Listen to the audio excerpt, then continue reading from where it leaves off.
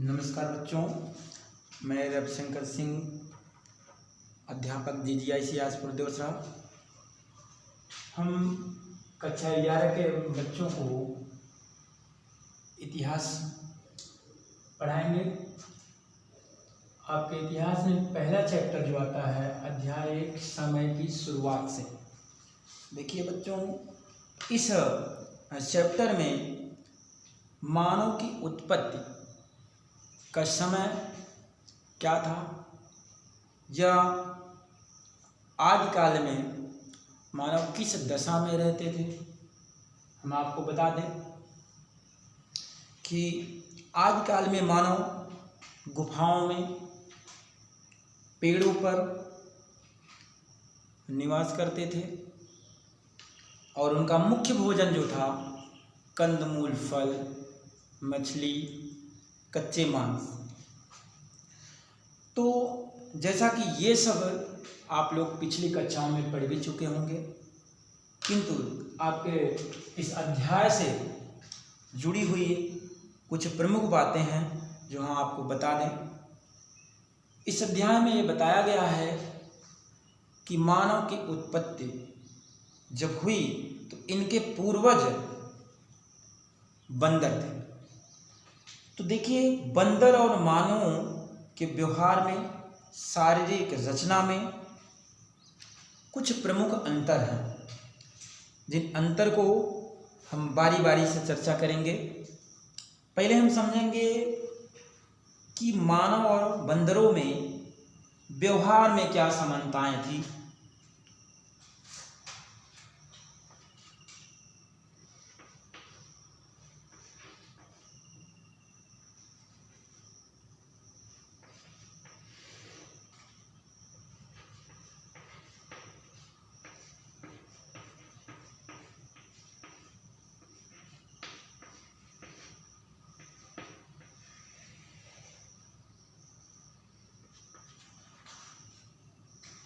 आइए हम समझते हैं कि मानव और बंदरों में व्यवहार में क्या क्या समानताएं थी।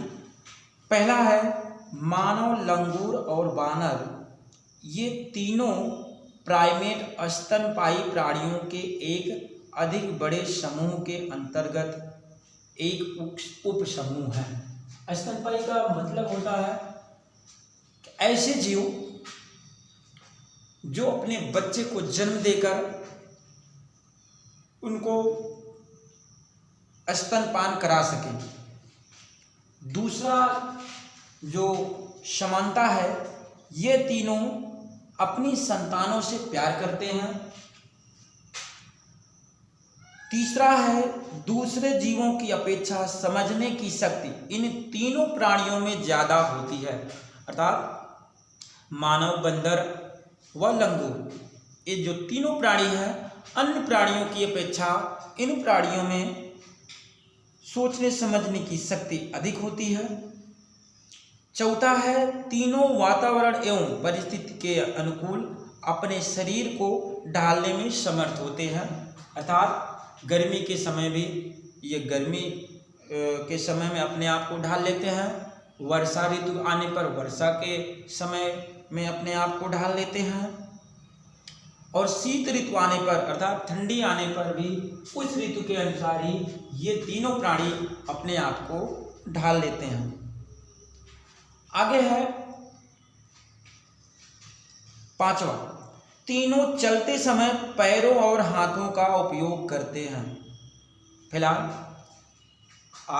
आधुनिक युग में मानव मात्र 2 ही पैरों पे चल रहा है, किंतु शुरुआत में जिस तरह से आप लोग जानते हैं कि आजकल जो लंगूर, बंदर, ये चारों पैरों पर चलते हैं, उसी तरह से आदि में, प्रारंभ में, शुरुआत के समय में मानव भी अपने चारों पैरों पर ही चलता था। उसके शरीर का आकार भी बिल्कुल बंदरों जैसा ही था। जिस तरह से बंदर के शरीर पर बाल होते हैं, बंदरों की खोपड़ी जो है लंबी होती है, उसी तरह से मानव की भी खोपड़ी या उनकी शारीरिक संरचना बिल्कुल बंदर व लंगूर जैसी ही थी। आइए आगे देखते हैं क्या समानताएं हैं। छठा है तीनों ही प्रजनन द्वारा संतान को जन्म देते हैं। अर्थात ये तीनों जीव जो होते हैं प्रजनन क्रिया के माध्यम से एक संतान की उत्पत्ति करते हैं, अर्थात संतान को जन्म देते हैं। और इनमें तीनों प्राणियों में एक विशेषता है कि अपने ही जैसी संतान को जन्म देते हैं।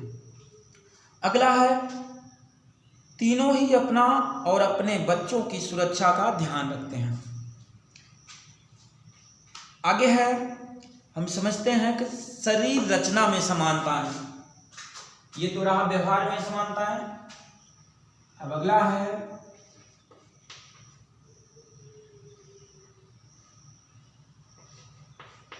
शारीरिक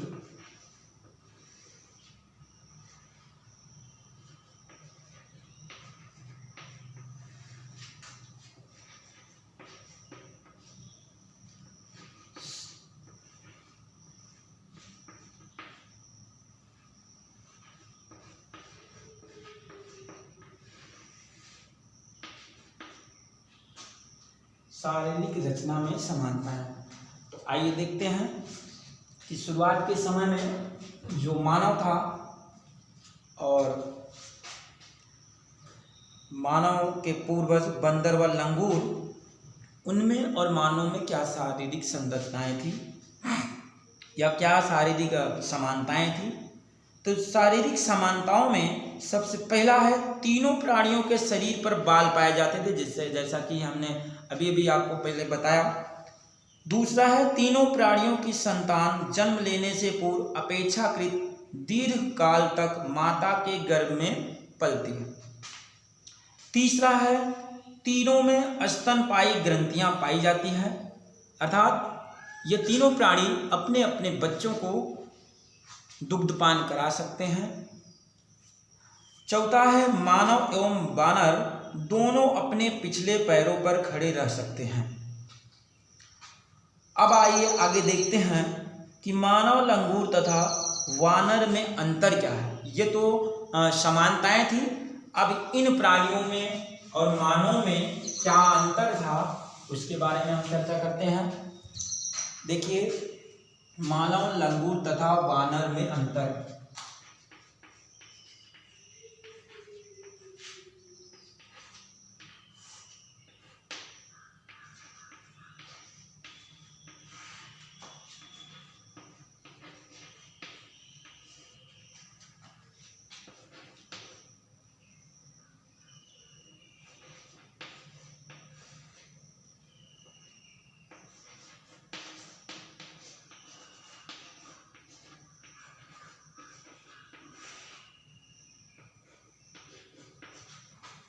आइए बच्चों, हम जानते हैं कि मानव, लंगूर तथा वानर में क्या क्या अंतर था।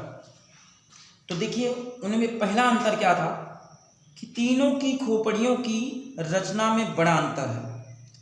तीनों के दांत भी भिन्न भिन्न प्रकार के होते हैं। तीसरा है, मानव अपने पैरों पर ज्यादा समय तक खड़ा रह सकता है, किंतु बंदर व लंगूर ये अपने पैरों पर अधिक समय तक खड़े नहीं रह सकते। अगला अंतर है, चौथा अंतर है, मानव में समझने की क्षमता वानर व लंगूरों से कहीं अधिक होती। अब इसके आगे हम आपको बताते हैं कि उस समय आधुनिक काल में मानव के कई चरण रहे, जिसमें हम आपको बताते हैं कि ऑस्ट्रेलोपिथेकस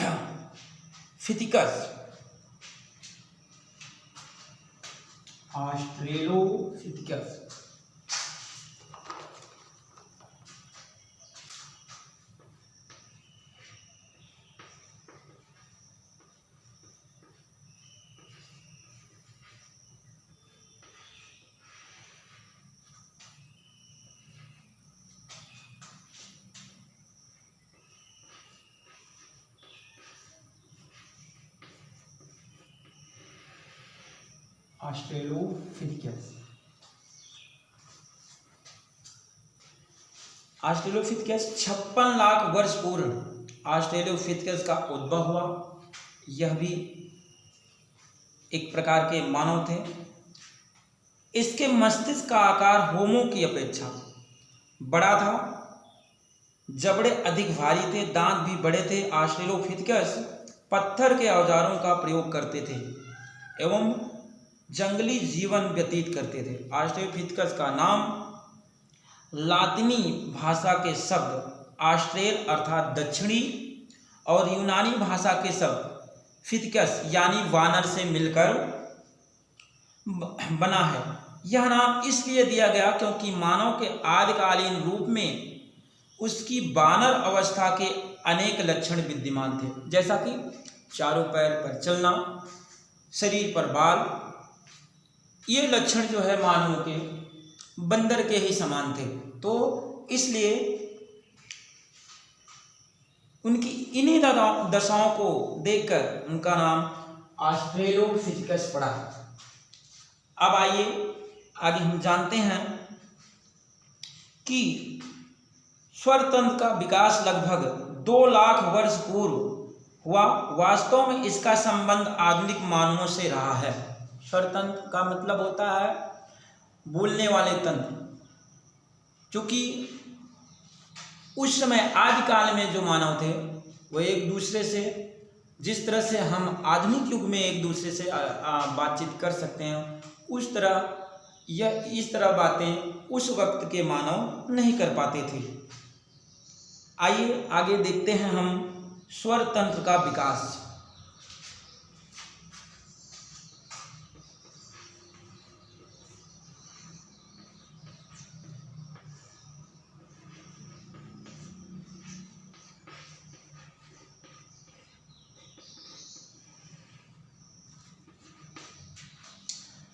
देखिए बच्चों, स्वर तंत्र का संबंध बोली जाने वाली भाषा से है। पुरातत्वविदों का विचार है कि होमो हैबिलिस के मस्तिष्क में कुछ ऐसी विशेषताएं थी या विशेषताएं रही होगी जिनके कारण वे बोल सके होंगे। स्वर तंत्र का विकास भी भाषा की उत्पत्ति में महत्वपूर्ण स्थान रखता है। स्वर तंत्र का विकास लगभग 2 लाख वर्ष पूर्व हुआ था, अर्थात पूर्व का मतलब 2 लाख वर्ष पहले हुआ था। आइए आगे हम इस पाठ से संबंधित है कि उस समय चूल्हों के इस्तेमाल के बारे में पहला साक्ष्य कब मिला। तो हम आपको बता दें, उस समय 1,25,000 वर्ष पूर्व, 1,25,000 लाख वर्ष पूर्व गुफाओं तथा खुले निवास क्षेत्र का प्रचलन प्रारंभ हो गया था। इसके प्रमाण यूरोप के पुरास्थलों से मिलते हैं। दक्षिण फ्रांस में स्थित लेजरेट गुफा की दीवार को 12 बाई 4 मीटर आकार के एक निवास स्थान से सटाकर बनाया गया है, जिसके अंदर चूल्हे मिले हैं। चूल्हे आग के नियंत्रित प्रयोग के परिचायक हैं। इसके कई लाभ थे।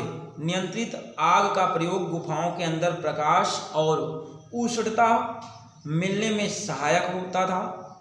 इससे भोजन भी पकाया जाता था।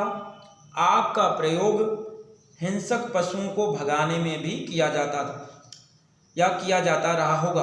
आग के नियंत्रित प्रयोग ने मानव के जीवन को अधिक सरल एवं सुरक्षित बना दिया। तो बच्चों, फिलहाल इस वीडियो में इतना ही। आगे हम आपको ऐसे ही वीडियो अपलोड करते रहेंगे जिससे आपको पढ़ाई में असुविधा ना हो और आप घर पर ही रहकर अच्छे से अपनी तैयारी कर सकें और अपनी पढ़ाई कर सकें। तब तक के लिए धन्यवाद।